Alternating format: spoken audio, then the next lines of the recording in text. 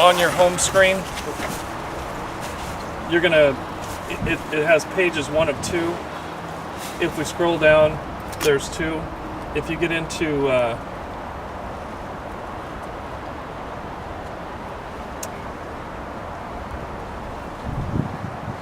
let's see.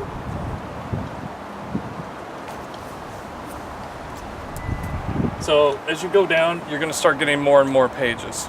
Okay. Once you hit all these sub menus, this is all stuff you don't need to know. So if you get into if you get into the setup screen, and now you want to go to you know, you have 3 pages here, and then you go into genset setup. Now we have 30 pages.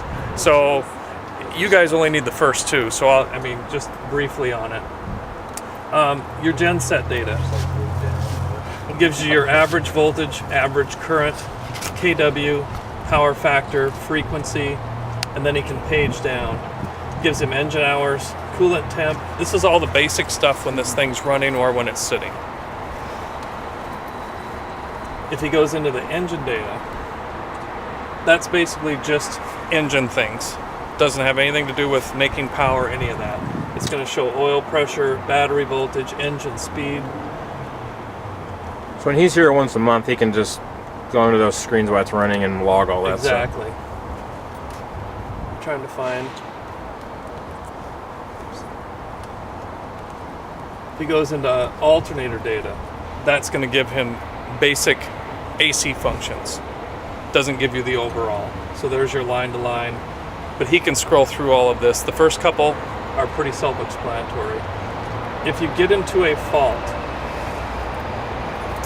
if you hit shutdown faults, nothing happens. Warning faults, nothing. You go into fault history.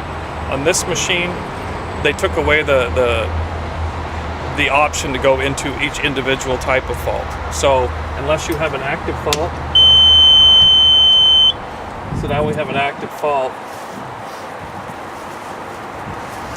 and we can go into shutdown faults, and it says I have an e-stop. Okay. So as long as the fault's active, he can go into individual ones. Otherwise, he has to go into fault history. To clear any shutdown fault, he has to clear it first, put the machine to stop, and then hit the reset. Okay. Once he does that, then he can put it back into auto. Okay. If he has a fault that's active, like let's say it's a low fuel, nobody filled the tank, you have a low fuel fault, the factory has come up with this great thing that sometimes the fault resets while it's running, other times it will not. So it's good practice to, you know, as long as you know what the fault is, shut the machine down, come over here, hit the reset button, because they will not always reset. Okay. Old days, push the reset button, as long as you'd cleared the fault, it was fine. But sometimes now, the fault, and it's not every fault. Will it shut down automatically if there's low fuel? It'll run out of fuel. That's bad, isn't it? No, not really. I mean, it'll I thought sputter for and die. diesels,